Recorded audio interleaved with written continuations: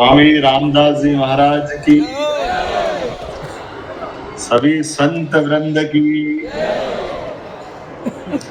आज के इस अवसर पर हम सबका सौभाग्य परमात्मा की कृपा से जब कोई कई जन्मों के पुण्य हो तो भगवान के काम के लिए हमारा समय का सदुपयोग होता है। व्यक्तिगत जीवन में हम सब अपने अपने कामों में लगे रहते हैं।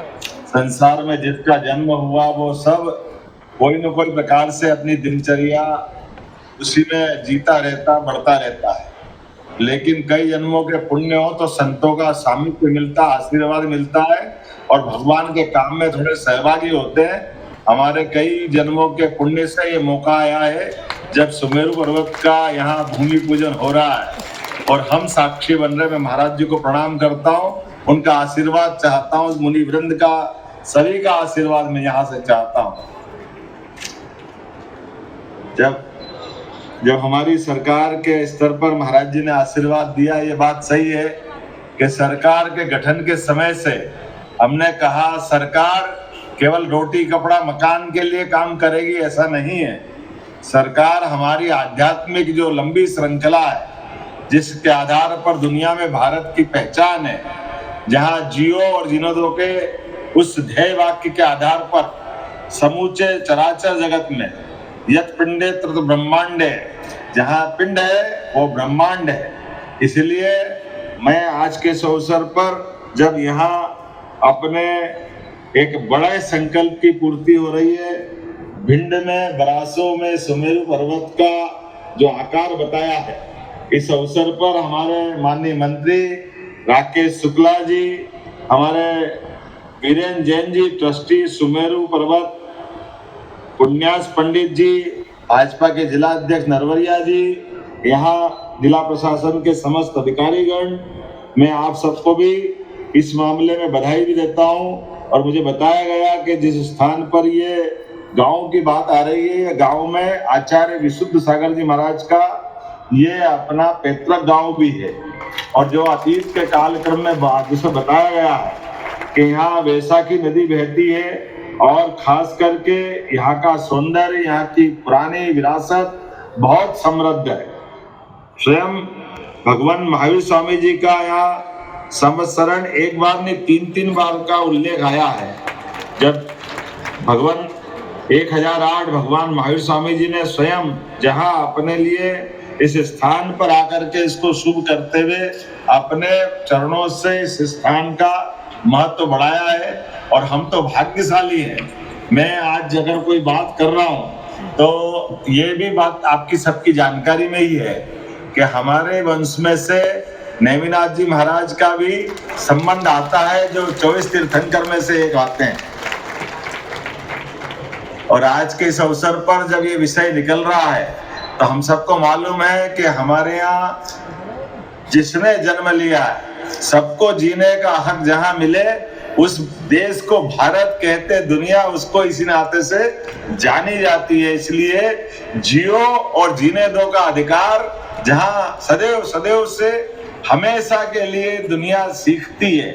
ऐसे समय में जब दुनिया के अंदर यशस्वी प्रधानमंत्री श्रीमान नरेंद्र मोदी जी का शासनकाल चल रहा है और मैं इस बात के लिए आज के इस अवसर पर उनको और स्मरण करना चाहूंगा, जिनके नेतृत्व में भारत का झंडा दुनिया में एक अलग प्रकार से गौरवान्वित हो रहा है। हमारे अपने विविध प्रकार के पंथों के माध्यम से हमारी आध्यात्मिक ताकत से भी दुनिया परिचित हो रही है और बदलते दौर में भारत की धाक और साख लगातार बढ़ रही है।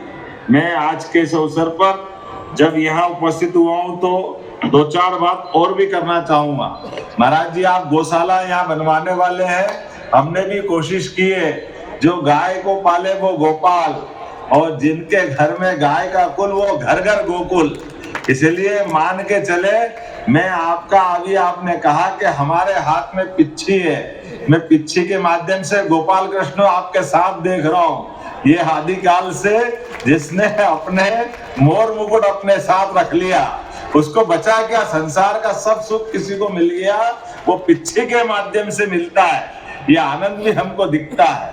और धन में धन तो दुनिया में सारे धन चुराए जा सकते, लेकिन आपने कहा शास्त्रों का अध्ययन ये हमारा जो बौद्धिक ज्ञान और बौद्धिक धन है, दुनिया में अगर किसी धर्म को किसी भी तरह से इस धन को कोई नहीं चुरा सकता, वो केवल बौद्धिक धन है और ये शास्त्रों से आता है। ये हमारे लिए सब प्रकार के मार्ग प्रशस्त करे।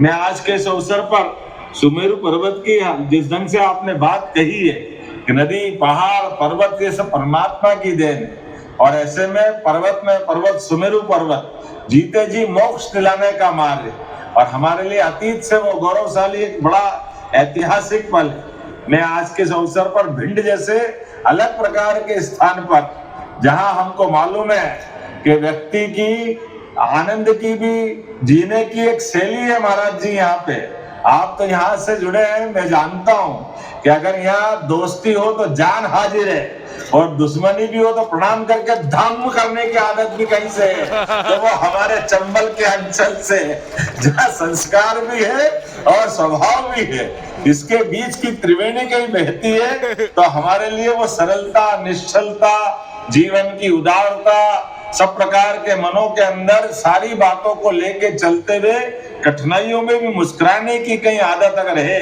तो चंबल के क्षेत्र से आती है। मैं आज के इस अवसर पर आपको इस स्थान को पवित्र करने के लिए और एक नए संकल्प का एक नया धाम बनाने के लिए बधाई देना चाहता हूं। हमारी सरकार ने भी नई शिक्षा नीति के माध्यम से बहुत सारे बदलाव किए, जैसे आपने उल्लेख भी किया संचालनकर्ता जी ने, तो हमने आपने कहा कि भाई हमारी सरकार किसी के खाने पे प्रतिबंध नहीं लगाती, लेकिन खाने की जगह खाओ तो, लेकिन जिनको खाना है वो छिप के खाओ, बेचना भी है तो उसके कानून कायदे से बेचो, जिनको नहीं देखना उनको जबरन दिखाओगे, हमारी सरकार मंजूर नहीं करेगी। इस बात के लिए छूट नहीं मिल सकती सरकार के माध्यम से। मांस की दुकानें कोई खुले में मांस बेचे, इसके लिए शासन के साथ कानून भी उसको परमिशन नहीं देता, तो क्यों दिखाना चाहिए। एक और बात महाराज जी, हमने कहा कि धीरे धीरे कर हमने कहा दारू की दुकानें बंद होगी और दूध की दुकान खुलेगी, इसलिए हमने दूध पे सब्सिडी देना चालू की है। दूध दही की नदियां बहती थी हजारों साल से अपने इस देश के अंदर, इसलिए परमात्मा की दया से गौ माता एकमात्र ऐसी माता है जो अपने बच्चों को भी पालती है और समूची मानव संस्कृति में हम सबके पर कृपा करती है, जो हमारे लिए एक माँ नहीं दो माँ है। इसलिए 33 करोड़ देवी देवता का वास इस गौमाता में होता है। उसका पवित्र संकल्प आपने लिया गौमाता का, इसलिए गौशाला को बढ़ावा देना, इसलिए 20 रुपया प्रति गाय माता का हम अनुदान को 40 रुपए करने जा रहे हैं। 10 से ज्यादा जो गौमाता पालेगा उसकी किसानों की आय बढ़ाने के लिए, दूध उत्पादन को बढ़ावा देने के लिए हमारी सरकार संकल्पित। अभी विश्व में हमारा अपना स्थान दूध उत्पादन में और बढ़े, तो अभी भारत में मध्य प्रदेश का स्थान तीसरा है। हमारी कोशिश है कि ये पहले स्थान पे आए। 5 रुपए प्रति लीटर, जैसे गेहूं धान पे हम बोनस दे रहे हैं, अब दूध पे भी 5 रुपए लीटर का बोनस हम देने वाले हैं। अर्थात किसान की आमदनी बढ़ना चाहिए, आमदनी बढ़ेगी समाज संपन्न होगा। ऐसे कई कारण हम करने जा रहे हैं, लेकिन आज के इस अवसर पर आपने बहुत पवित्र काम किया, मेरी अपनी ओर से बहुत बधाई। मुझे बहुत सारे कारण से यहाँ की विशेषता बताई गई है।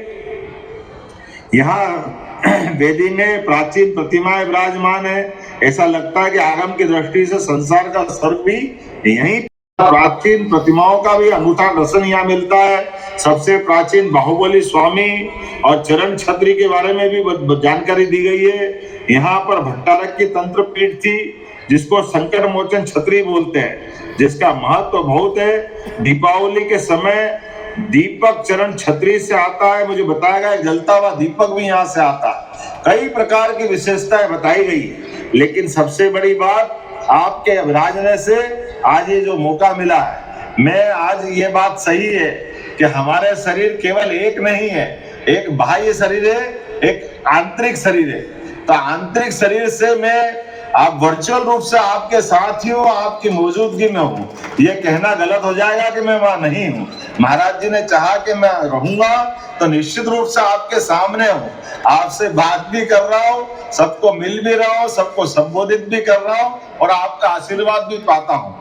मैं उम्मीद करता हूँ कि कई जन्मों के पुण्य से आपके दर्शन मिले और हम और आप संकल्प लेंगे निश्चित रूप से ये लिया गया संकल्प भगवान महावीर स्वामी इसको फलीभूत करेंगे। और वैसे तो यह स्वयं हमारे बीच में कई कारण से ये पूरा क्षेत्र और क्षेत्र के लोगों की मनोभावना निश्चित रूप से इससे जुड़ी हुई है। पूरे भारत से आए हुए सभी श्रद्धालुओं को मैं प्रणाम करता हूं और अपनी बात को विराम देता हूं। बोले महावीर स्वामी भगवान की।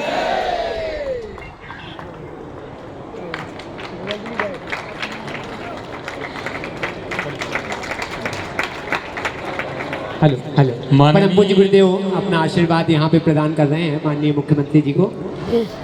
माननीय मुख्यमंत्री जी ने इस क्षेत्र के प्रति जो अपनी उदारता प्रकट की है वो वास्तव में इस क्षेत्र को उन्नति में कारण बनेगी। ये बहुत अच्छी बात है। राकेश शुक्ला जी के माध्यम से ये संदेश पहुंच गया और इस बात को उन्होंने स्वीकार भी कर लिया कि साक्षात नहीं पहुंच पा रहे लेकिन